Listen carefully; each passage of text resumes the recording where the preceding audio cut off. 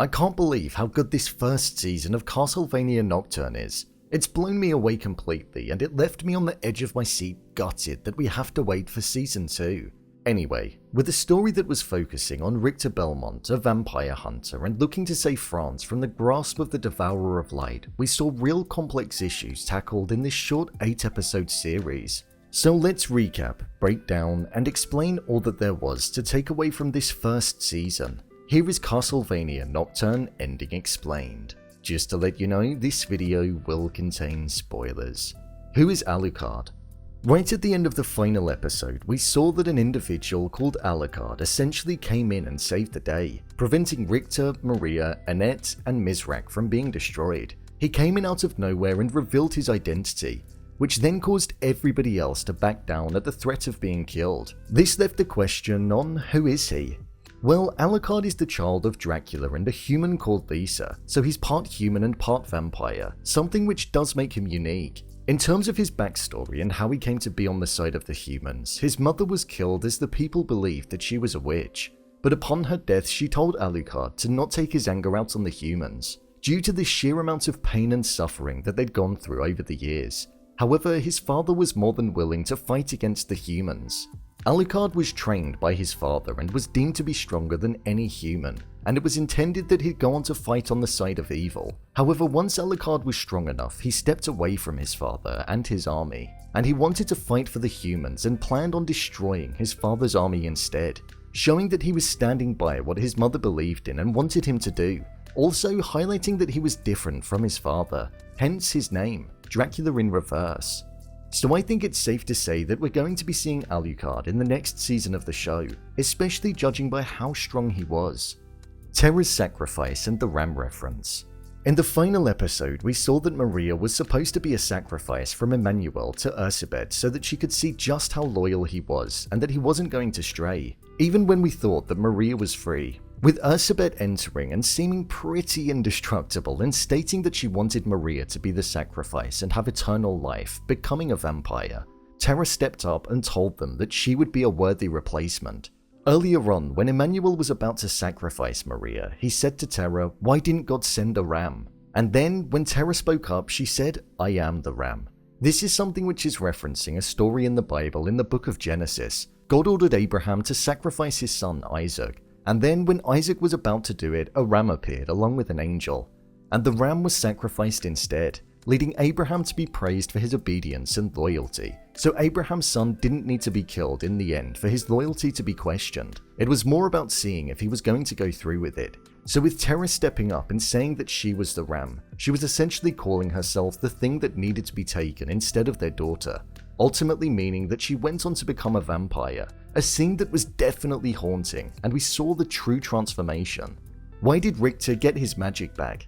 During the show, we saw that Richter was an individual that wasn't able to use the magic that he once had when he was younger. It's most likely because the last time that he used it, it was when Olrox killed his mother, so the ability was associated with the pain that he felt when his mother was killed. However, when he was captured along with his grandfather, he was on the verge of death, and as that happened, we saw the thought of his family being killed at the hands of the Devourer of Light, and it sparked something inside of him, that fear and helplessness that he had when his mother was killed. And in turn, instead of running away, he embraced it, and it led him to be the most powerful that he had ever been, and he channeled that magic that he could never unlock. That was definitely one of my favorite moments in the entirety of the show.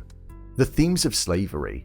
Within this season of the show, being a slave to something or somebody was something which was prominent for nearly every character. Annette was enslaved and on a plantation. Edward was transformed into a night creature and a slave to the Abbot. Richter was a slave to his own mind as he was struggling to overcome the issues that were present which prevented him from using his magic. And the most important one, the French people were soon to be enslaved to the vampire species. Outside of the main plot, which was focused on the city being taken over, we saw each and every one of these characters overcome the issues that they had, and they found their way to freedom.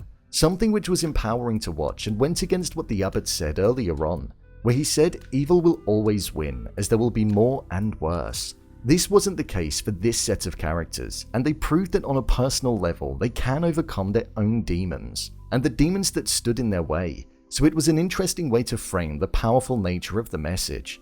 Why the French Revolution? It seemed as though this is set in a time period where there was uncertainty amongst the population of the city. The church was losing its influence and power, and the people were looking for leadership and direction elsewhere, so the collaboration of the Abbot working alongside the Sun Devourer and the Vampire Messiah was so that he could appeal to the non-god worshippers, and find a way to get them back on the side that he was on in terms of the revolution. And then, if they didn't comply, then he'd simply have them eradicated, meaning that the vampires could feast off of them, or they'd simply become night creatures and be a slave to the man that they were not on the side of. So the uncertainty of the time period and the hostility that was present at that time is something that does make a good setting for the theme of the story. Overall review.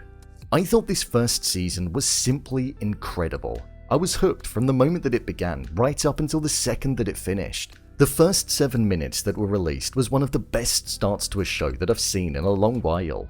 It captured the mood, pacing, excitement that we were to expect, whilst also showcasing the impressive visuals that we were in store for throughout the entire 8-episode run. Plus, it also set the origin in place of why Richter was the way that he was 9 years later in France and now an adult. The story was something that was really able to shine. And the fact that there isn't really anything like this that's out there at the moment, it stood out in terms of originality. The way that this show looked was something that I thought was extremely impressive too. Elements looked extremely real, such as the texture of the water, the sky, and certain other landscape features. Having that paired with the traditional anime style was a really nice combination. Even certain transitional shots when characters would be transforming or showcasing their powers. The way that it was designed allowed us to feel the weight of what it wanted us to. One of the best moments was when Richter discovered that he could use magic again. That whole sequence was so enjoyable to watch, and it was also inspiring, especially when he then proceeded to obliterate everybody that was around him. The transformation of the character Olrox is one that I was hoping we'd see in this season of the show, as it very much felt like it was leading to that. But seeing as though it looked as though he was on the cusp of turning, I hope that that's something that occurs in Season 2 when it finally comes around.